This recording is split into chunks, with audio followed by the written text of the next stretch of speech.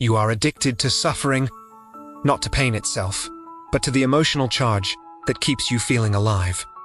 And the most dangerous part is that you have never once questioned it, because it doesn't feel like addiction, it feels like personality. There is a specific kind of exhaustion that doesn't come from work, or lack of sleep, or even conflict with others. It comes from living inside your own mind, from carrying an emotional tension that never fully resolves. You wake up already thinking, already anticipating, already feeling something heavy before the day has even begun. And because it has been this way for so long, you no longer call it suffering, you call it personality. You tell yourself you are just intense, that you feel deeply, that you think a lot, that you care too much. But beneath those explanations there is a quieter truth.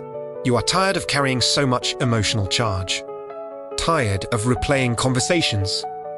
Tired of predicting rejection. Tired of bracing for disappointment, even in moments that are objectively calm. And yet, when nothing is wrong, something inside you feels unsettled. You say you want peace, but when peace arrives, it feels suspicious. When no one is upset, when your phone is silent, when your partner seems content, when work is stable, your body does not relax.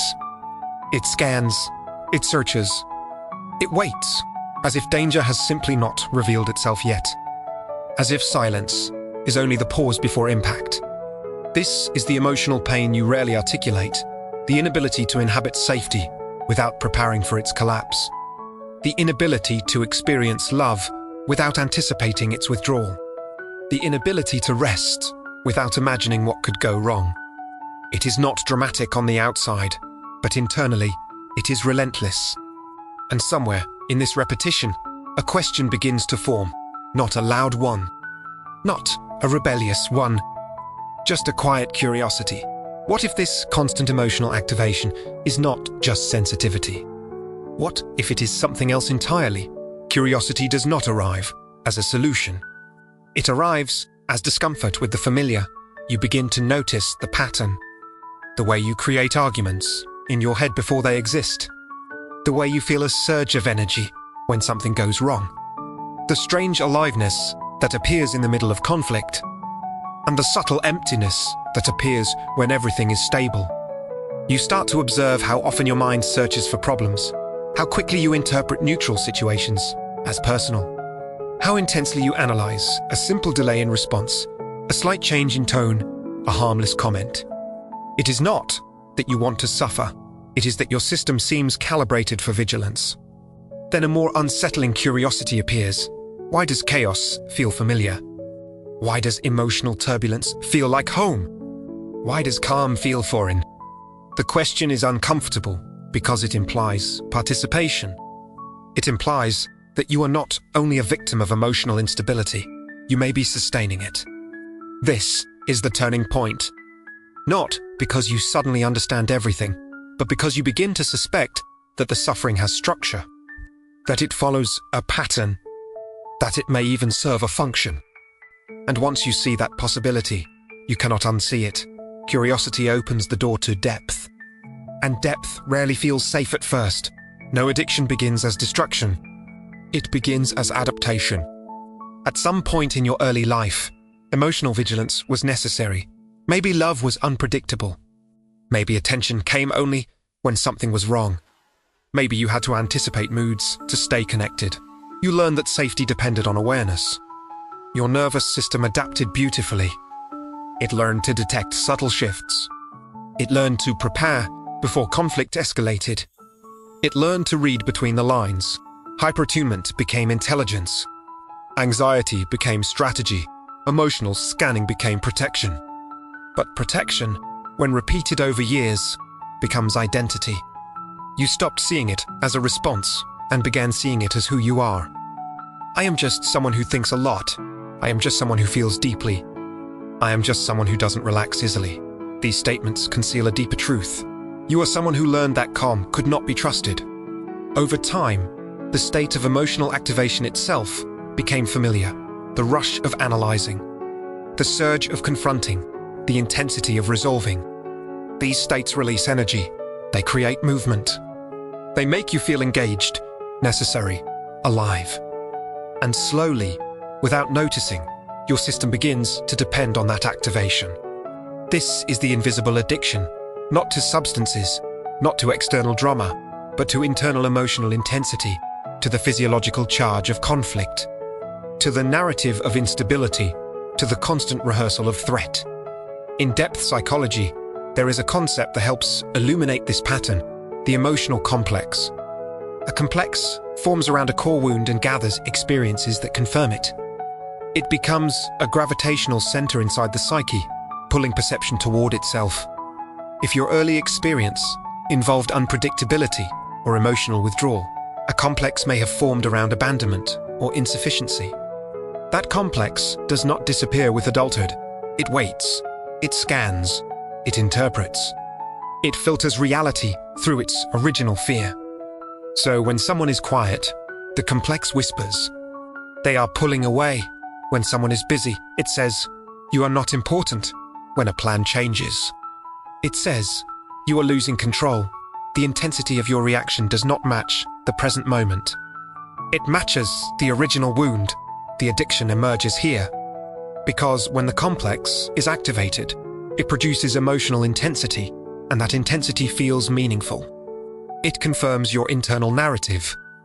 It reinforces your identity as someone who must fight, analyze, protect, or prove. You are not addicted to pain itself. You are addicted to the familiarity of the complex being activated, to the coherence it gives your internal story, even if that story hurts. In relationships, this addiction is subtle but powerful. You may choose partners who are emotionally inconsistent, not consciously, but because their unpredictability activates your familiar pattern. Stability can feel dull. Intensity feels like connection. When things are calm, you might provoke difficult conversations, not maliciously, but with an undercurrent of restlessness.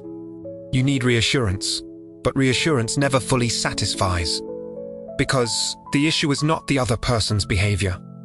It is the internal system that expects loss. You replay interactions. You test loyalty. You withdraw to see if you will be pursued. You over-explain your feelings to ensure you are understood.